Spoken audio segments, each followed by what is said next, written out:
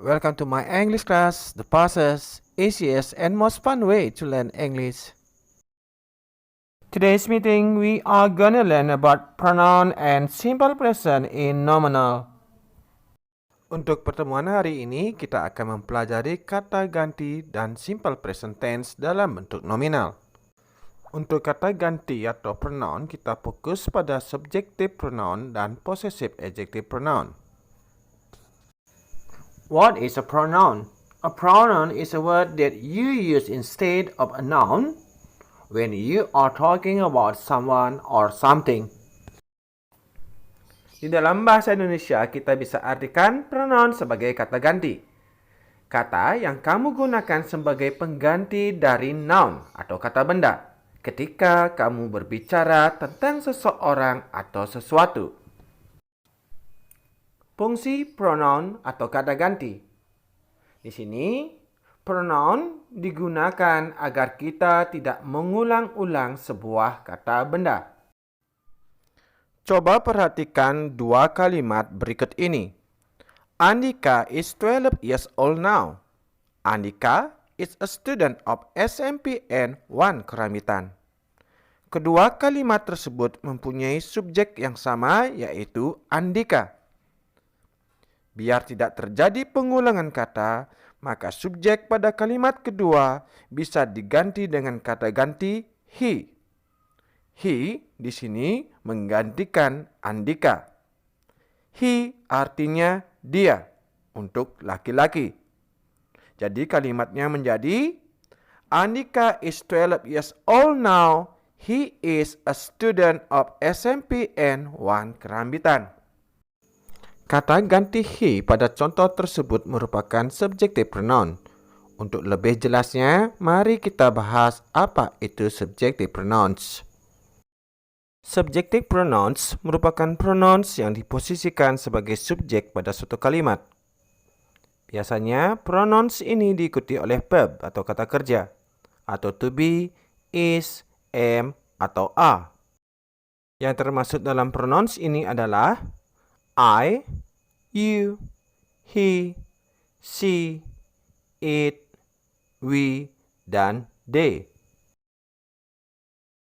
Subjek pronoun I artinya aku atau saya, you artinya kamu, we artinya kami atau kita, they artinya mereka, she dia perempuan, he dia laki-laki, it bisa berarti ini dan juga bisa berarti itu, tergantung dari letak benda yang ditunjuk. Jika benda yang ditunjuk itu dekat, berarti artinya ini. Jika jauh, artinya itu. Di sini, kata ganti it bisa digunakan untuk mengganti benda, sesuatu, dan binatang dalam bentuk tunggal atau singular. Nah, subject pronouns mempunyai pasangan to be masing-masing. I pasangannya am, they are, we are, you are, she is, he is, it is. Jangan sampai ketukar ya. Coba perhatikan contoh penggunaan subject pronouns dan to be di dalam kalimat. I am a student. They are students. We are students. You are a student. She is a student. He is a student. Dan it is a book. Pada contoh di atas, subjek pronoun pasti berada di awal kalimat. Kemudian disusul oleh to be pasangannya. Kenapa to be muncul di dalam kalimat tersebut? Karena di dalam kalimat tersebut tidak muncul kata kerja atau verb. Contoh, saya seorang murid. Apakah di dalam kalimat tersebut ada kata kerja? Tentu saja tidak ada. Makanya subjek pronoun pasti diikuti oleh to be. Di sini subjek saya di dalam kalimat saya seorang murid, yaitu I, pasti diikuti oleh to be am. Sehingga menjadi I am a student. Itu tadi penjelasan subjek pronoun dan to be dalam kalimat nominal. Nanti kita akan lebih jelaskan lagi pada bagian simple present in nominal. Untuk lebih jelasnya tentang subjek pronoun atau kata ganti subjek, mari kita bahas beberapa contoh soal berikut ini. Pada soal-soal tersebut sebenarnya ada dua kalimat yang mempunyai subjek yang sama. Pada kalimat kedua, kalian disuruh mengganti subjeknya dengan kata ganti yang tepat. Coba lihat pada soal nomor 1. Kalimat pertama subjeknya adalah Bobby. Pada kalimat kedua, kita bisa ganti Bobby dengan he, dia laki-laki. Untuk soal nomor 2, subjeknya adalah Jessica. Kita bisa ganti dengan she, dia perempuan. Nomor 3, subjeknya adalah Bobby dan Jessica. Kita bisa ganti dengan they, mereka. Nomor 4, subjeknya Bobby and I. Kita bisa ganti dengan we yang artinya kita atau kami. Sedangkan nomor 5, subjeknya adalah the dog. Kita bisa ganti dengan it. Possessive adjective merupakan determiner atau special adjective yang digunakan untuk menyatakan kepemilikan terhadap noun atau kata benda. Possessive adjective terdiri dari my yang artinya aku atau saya, your artinya kamu, our artinya kita atau kami, their artinya mereka, her artinya dia atau nya untuk perempuan, his artinya dia atau nya untuk laki-laki, dan it artinya nya untuk benda atau binatang. Di sini possessive adjective tidak bisa berdiri sendiri. Dia selalu menempel atau terikat dengan kata benda atau noun. Kalau kita polakan menjadi possessive adjective plus noun. Seperti contoh nama saya. Di sini saya bertindak sebagai possessive, yaitu my. Dan nama bertindak sebagai noun, yaitu name. Jadi, nama saya dalam bahasa Inggris adalah my name. Nama kamu, your name. Nama mereka, their names. Nama kami, our names. Nama dia untuk laki-laki, his name. Nama dia perempuan, her name. Nama dia untuk benda atau binatang, its name. Possessive adjective dalam kalimat bisa digunakan sebagai subjek ataupun objek. Coba kita lihat dua kalimat berikut ini. Pada kalimat pertama, possessive adjective bertindak sebagai subjek, sedangkan pada kalimat kedua, possessive adjective bertindak sebagai objek. Penggunaan to be pada possessive adjective tergantung pada noun atau kata benda yang mengikutinya. Jika tunggal, menggunakan is, jika jamak, menggunakan a. His name is Budi. Pada kalimat ini, kita memakai to be is karena subjek dalam kalimat tersebut dalam bentuk tunggal. Ini bisa ditunjukkan dengan namanya cuma satu, yaitu Budi. Sedangkan their names are Budi and Iwan. Pada kalimat ini, kita memakai to be a karena subjeknya dalam bentuk plural dengan adanya penambahan huruf s pada kata bendanya.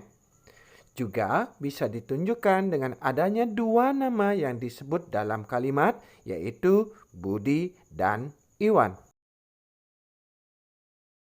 Coba perhatikan soal-soal di bawah berikut ini.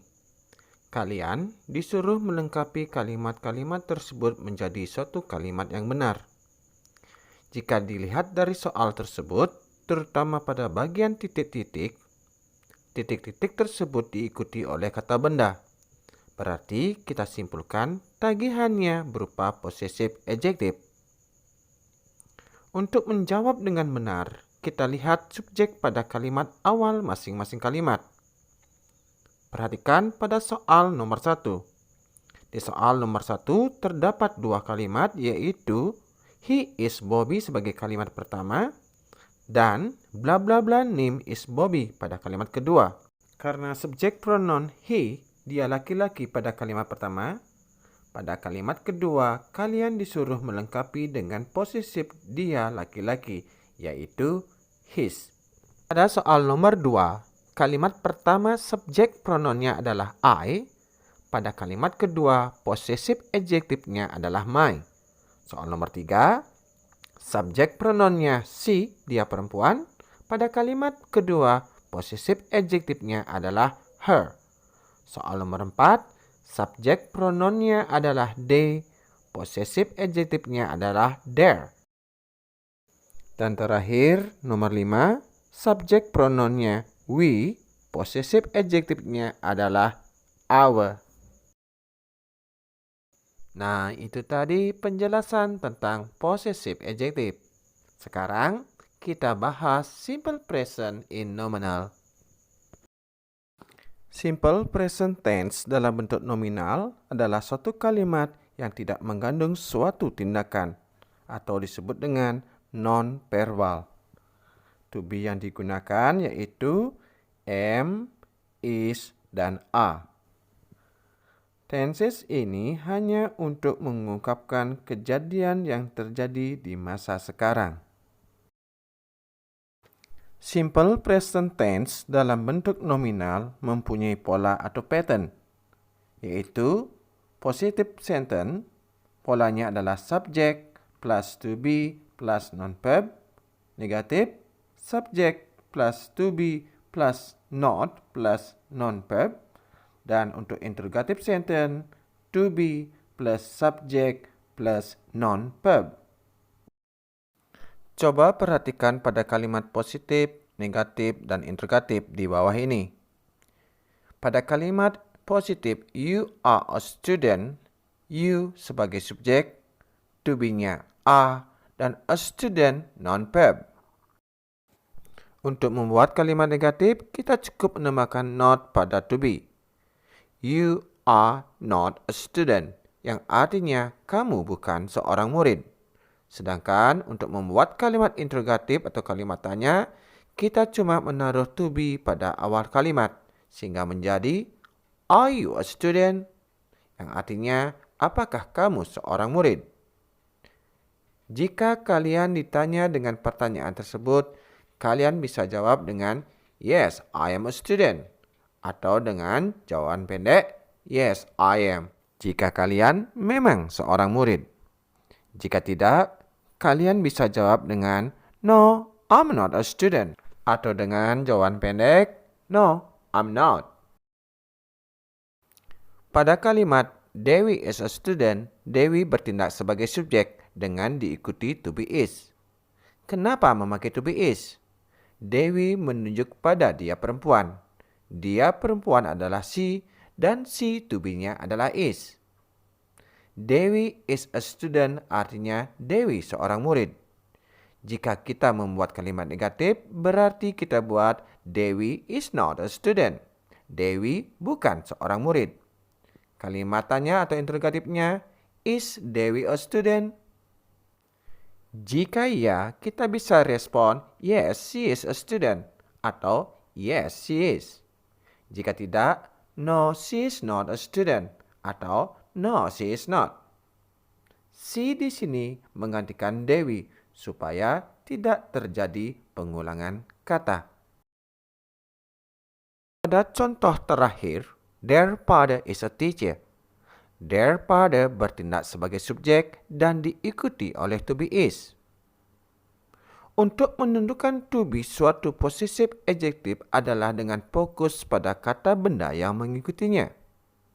Jika kata bendanya tunggal, to be-nya is, dan jamak, to be-nya are. Pada subjek their father, pada menunjuk pada kata benda tunggal. Ini ditunjukkan pada artikel a yang artinya seorang. Selain itu, pada adalah dia laki-laki. Dia laki-laki adalah he to be-nya adalah is.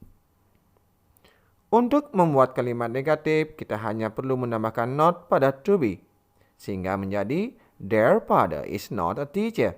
Ayah mereka bukan seorang guru.